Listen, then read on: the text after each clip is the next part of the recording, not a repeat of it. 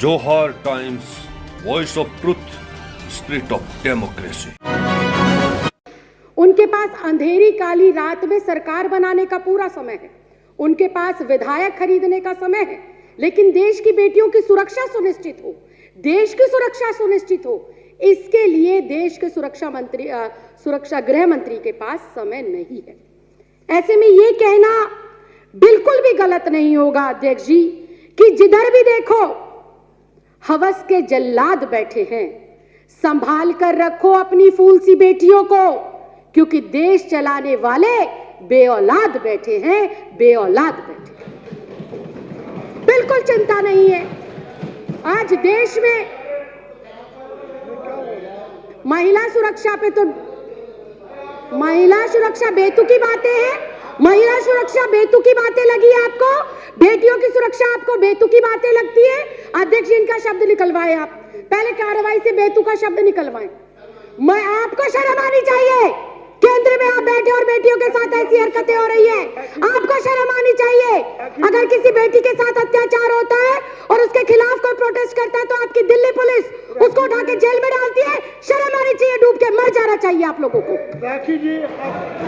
ऊपर से कह रहे हैं बेतुका बोल रहे हैं, शर्म नहीं आती विजेंद्र गुप्ता जी? आपके घर में बहन बेटियां नहीं है क्या? आपकी कोई बेटी नहीं है क्या? आप किसी के बेटे बाप नहीं है क्या? आप किसी के भाई नहीं है क्या? शर्म आनी चाहिए, डूब कर मर जाना चाहिए आप लोगों को। राखी जी आप प्लीज,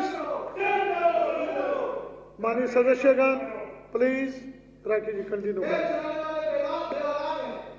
अध्यक्ष जी मैं दोबारा इस बात को दोहराऊंगी, जिधर भी देखो हवस के जल्लाद बैठे हैं, संभाल कर रखो अपनी फूल सी बेटियों को, क्योंकि देश चलाने वाले बेऔलाद बैठे हैं, बेऔलाद।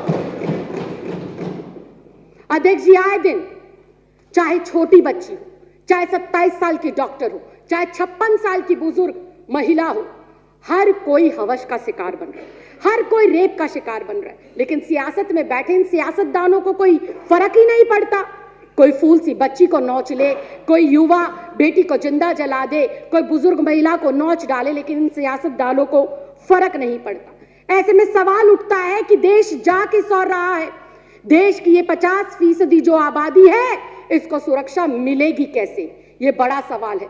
और अध्यक्ष जी देश की इन बेटियों को, देश की इन महिलाओं को, देश की इस आधी आबादी को सुरक्षा जब मिलेगी जब केंद्र में बैठी हुई सरकार की मानसिकता बेटियों के सम्मान में हो, जब केंद्र में बैठी हुई सरकार की जो सोच है वो महिलाओं को सम्मान देने की हो। लेकिन आज अध्यक्ष जी बड़े ही दुख के साथ कहना पड़ रहा है कि दुर्भाग्यवश देश की केंद्र में ऐसी सरकार बैठी है जो आए दिन महिलाओं पर हो रहे अत्याचार और कुकर्म में खुद लिप्त पाई जाती है। इसके मैं पुख्ता उदाहरण पेश करती हूं। आज इन सदन पटल के ऊपर उन्नाव रेप केस, आरोपी कुलदीप कुमार सेंगर, बीजेपी का विधायक, पहला उदाहरण। दूसरा उदाहरण आसिफा, 8 साल की मासूम बच्ची, कठुआ जम्मू का केस, इसमें भी आरोपी बीजेपी के नेता पाए जाते हैं। शाहजहांपुर यूपी का केस, चिन्मयानंद स्वामी एक बेटी को ब्लैकमेल कर रहा था, निवस्त्र होकर उससे मालिश कराता था। कौन है वो आदमी? वो है पूर्व गृह राज्य मंत्री बीजेपी की सरकार का। और स्वयं बहुत दुख के साथ कहना चाहती हूं, स्वयं देश के प्रधानमंत्री पाए गए बेटियों की सुरक्षा जो है जासूसी कराते हुए। स्वयं इस देश का गृह मंत्री नामजद तरीपार रह चुका है। ये मैं नहीं कह रही, ये मेरे देश का कानून कहता है, ये मेरे देश के न्यायालयों ने और जजों ने कहा है, ये राखी बिड़लानी आम आदमी पार्टी नहीं कह रही है।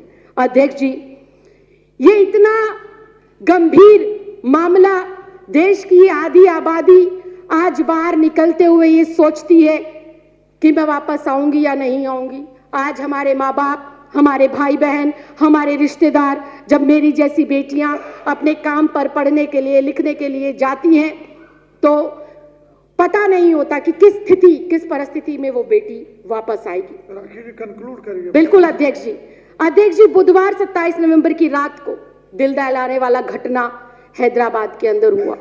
एक 27 वर्षीय डॉक्टर का स्कूटी खराब होता है और उसको मदद के बहाने 4 लोग घेर लेते हैं और उसके साथ गैंगरेप होता है, उसे जला दिया जाता है। इतनी हृदय विदारक घटना अध्यक्ष जी मेरे मुंह से शब्द नहीं निकल पा रहे, क्योंकि मैं स्वयं भी एक लड़की हूं और कभी कभी किचन में खाना बनाने का मौका मिलता है। गलती से गरम कढ़ाई को छू लेते हैं अध्यक्ष जी तो अगले 2 दिन तक उंगली दर्द करती है। उस बेटी को जब जलाया गया होगा अध्यक्ष जी, हमारी जैसी बेटियों की आत्मा कैसे आज कुलमिला रही है आप समझ भी नहीं सकते। और ये सामने बैठे हुए बीजेपी के लोग कहते हैं कि किस तरह की बेहुदगी की जा रही है। अध्यक्ष जी, इसके खिलाफ कोई ना कोई कार्रवाई जरूर होनी चाहिए। और ऐसे में जब दिल्ली के अंदर एक अन्नू नाम की लड़की उसके खिलाफ आवाज बुलंद करती है, अकेली वो अपनी हिम्मत जुटाकर धरना देती है, तो वही केंद्र शासित जो दिल्ली पुलिस है उस बेटी के साथ बर्बरता पूर्व जो है काम करती है, उसको मारती है, पीटती है और जेल में डाल देती है। तभी उसका संज्ञान लेते हुए दिल्ली महिला आयोग की अध्यक्ष जाती है और उसकी मदद करती है। अध्यक्ष जी, कहने को बहुत कुछ है, लेकिन मैं एक बेटी होने के साथ साथ, एक महिला होने के साथ साथ एक महिला जनप्रतिनिधि भी हूं और मुझे नहीं पता कि 7वीं विधानसभा में आने का मुझे मौका मिलेगा या नहीं मिलेगा, लेकिन जितना समय और जितना प्यार जनता ने हमारी सरकार को दिया, मैं आज गर्व से सीना चौड़ा कर कर और अपनी गर्दन को खड़ा कर कर ये कह सकती हूं कि मेरी सरकार ने ना सिर्फ महिला सम्मान के लिए काम किया, बल्कि महिलाओं को सुरक्षित करने में भी बहुत महत्वपूर्ण कदम उन्होंने उठाए हैं। अध्यक्ष जी, हमारी सरकार ने महिलाओं की सुरक्षा हेतु 2.5 लाख से अधिक 2 मिनट में 2.5 लाख से ज्यादा सीसीटीवी कैमरे लगाने का काम करा। ये विश्व में पहला ऐसा राज्य है जहां पर चप्पे, चौक, चौराहे, गली, नुक्कड़ के ऊपर महिला सुरक्षा हेतु सीसीटीवी कैमरे लगाए गए। वहीं एक दिन के अंदर हिम्मत चाहिए और जज्बा चाहिए अरविंद केजरीवाल जैसा, एक दिन के अंदर 15,000 मार्शल बसों में तैनात करे गए दिल्ली की बेटियों, महिलाओं और बच्चों को सुरक्षा मुहैया कराने के लिए। वहीं पर 2 लाख से ज्यादा स्ट्रीट लाइटें, डार्क स्पॉट खत्म करने के लिए लगाए जाने का फैसला लिया और बहुत जल्दी वो लगाई भी जाएंगी।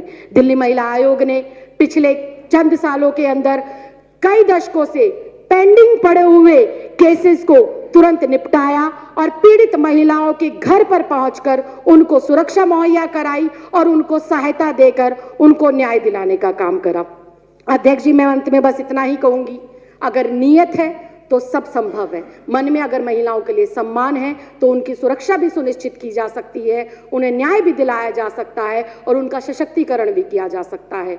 मैं उम्मीद करूंगी कि देश में आज जो स्थिति है वो स्थिति भविष्य में ना हो, इसके लिए आज हर एक बेटी को जागना होगा, हर परिवार के सदस्य को जागना होगा और उखाड़ कर फेंकना होगा ऐसी मानसिकता के नेताओं को जो मानसिकता वो महिलाओं के विरोध में रखते हैं और जो उनकी मानसिकता महिला विरोधी झलकती है। आपने मुझे इस अति महत्वपूर्ण मुद्दे पर बोलने का मौका दिया, बहुत बहुत धन्यवाद, बहुत बहुत आभार।